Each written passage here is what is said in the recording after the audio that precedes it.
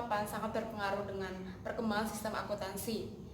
Standar dan praktek perkembangan dipengaruhi oleh sumber-sumber keuangan, oleh undang-undang berhubungan dengan politik dan ekonomi, tingkat perkembangan ekonomi, pendidikan, budaya, dan faktor-faktor yang lain.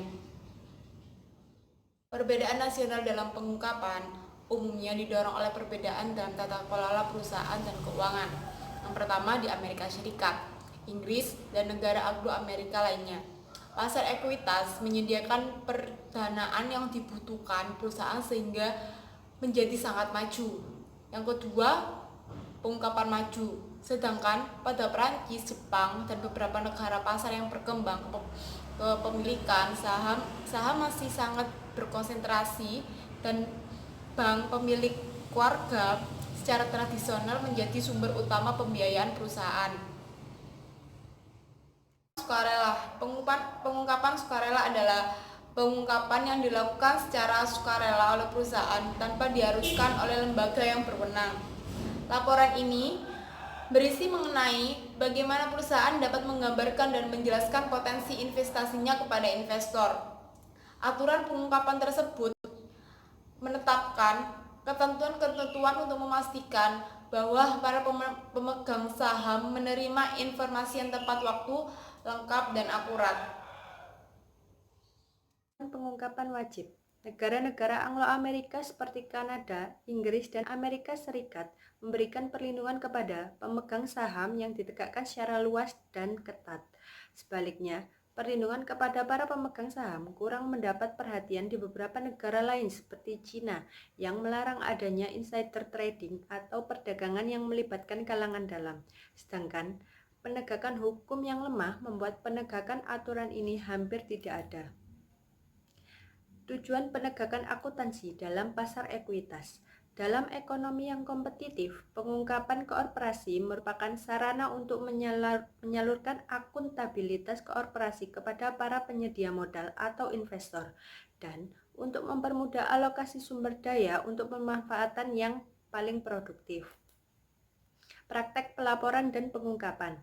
Yang pertama, pengungkapan informasi yang melihat masa depan. Informasi progresif adalah pertimbangan tinggi yang relevan di dalam kesastraan pasar dunia. Informasi progresif meliputi 1. Perkiraan pendapatan, laba rugi, arus kas, pengeluaran modal, dan hal keuangan lainnya. 2. Tujuan informasi mengenai kinerja dan posisi ekonomi masa depan. 3. Laporan rencana manajemen dan tujuan operasi di masa depan. 2. Pengungkapan segmen. Pengungkapan segmen membantu laporan keuangan untuk memahami bagaimana bagian-bagian perusahaan menatanya, termasuk pemisahan jalur dan area atau letak geografis. Standar pelaporan keuangan internasional atau IFRS juga membahas pelaporan segmen yang sangat mendetail. Laporan ini membantu para pengguna laporan keuangan untuk memahami secara lebih baik bagaimana bagian-bagian dalam suatu perusahaan berpengaruh terhadap keseluruhan perusahaan. 3. Laporan arus kas dan arus dana. IFRS dan standar akuntansi di Amerika Serikat, Inggris, dan sejumlah besar negara-negara lain mengharuskan penyajian laporan arus kas. Adopsi ketentuan laporan arus kas baru-baru ini di negara-negara seperti Jepang dan Cina mencerminkan semakin pentingnya perhatian oleh para analis dan para pengguna laporan keuangan terhadap informasi arus kas. 4. Pengungkapan tanggung jawab. Saat ini perusahaan dituntut untuk menunjukkan rasa tanggung jawab kepada sekelompok besar yang disebut dengan pihak-pihak yang berkepentingan atau biasa disebut dengan stakeholder, misalnya karyawan, pelanggan, pemasok, pemerintah, kelompok aktivis, dan masyarakat umum. Pengungkapan karyawan ini diminati oleh para investor karena memberikan masukan berharga mengenai hubungan kerja, biaya, dan produktivitas perusahaan. Pengungkapan khusus. Pengungkapan yang dimaksud yaitu seperti 1. Penyajian ulang untuk kenyamanan informasi keuangan ke dalam mata uang non-domestik. 2. Penyajian ulang hasil dan posisi keuangan secara terbatas menurut kelompok kedua standar akuntansi. Yang ketiga, satu set lengkap laporan keuangan yang disusun sesuai dengan laporan kedua standar akuntansi, dan beberapa pembahasan mengenai perbedaan antara prinsip akuntansi yang banyak digunakan dalam laporan keuangan utama dan beberapa set prinsip akuntansi yang lain. Pengungkapan tata kelola perusahaan. Pengungkapan pengelolaan perusahaan mencakup laporan bagaimana pemerintah mengelola informasi tentang jajaran direktur dan sebuah pembahasan pengendalian internal. 4 komponen dari rancangan kerja untuk memahami dan menilai pengelolaan perusahaan adalah 1. Infrastruktur pasar, 2. Lingkungan hukum, 3. Pengaturan lingkungan, dan yang terakhir adalah informasi infrastruktur. Dalam pengungkapan dan pelaporan bisnis saat ini, World Wide Web terus digunakan sebagai sebuah ruang penyebaran informasi dan media cetak yang selalu mendapat peran kedua.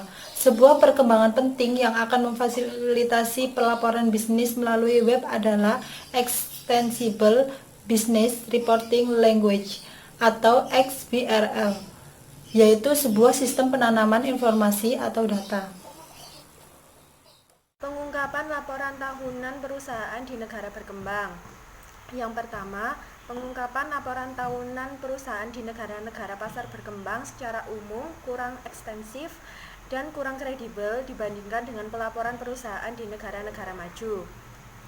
Yang kedua, tingkat pengungkapan yang rendah di negara-negara pasar berkembang dengan sistem tata kelola perusahaan dan keuangan di negara-negara itu.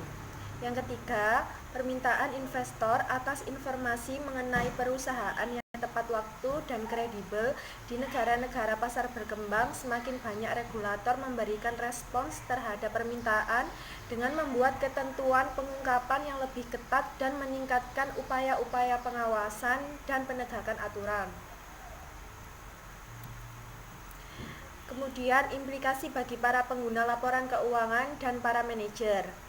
Yang pertama, pengguna laporan keuangan mengharapkan tingkat pengungkapan dan praktik pelaporan keuangan yang luas sehingga manajer harus dan sukarela pengungkapan laporan keuangan. Yang kedua, para manajer dari banyak perusahaan terus-menerus sangat dipengaruhi oleh biaya pengungkapan informasi yang bersifat wajib. Tingkat pengungkapan wajib maupun sukarela semakin meningkat di seluruh dunia. Contoh kasus, data dari International Accounting Standard Board atau IASB menunjukkan saat ini terdapat 102 negara yang telah menerapkan IFRS dengan berbagai tingkat keharusan yang berbeda-beda. Sebanyak 23 negara mengizinkan penggunaan IFRS secara sukarela, 75 negara mewajibkan penggunaan IFRS untuk seluruh perusahaan domestik, dan 4 negara mewajibkan penggunaan IFRS untuk perusahaan domestik tertentu. Namun, untuk negara-negara di Asia, konferensi terhadap IFRS dilakukan dengan tingkat yang berbeda-beda.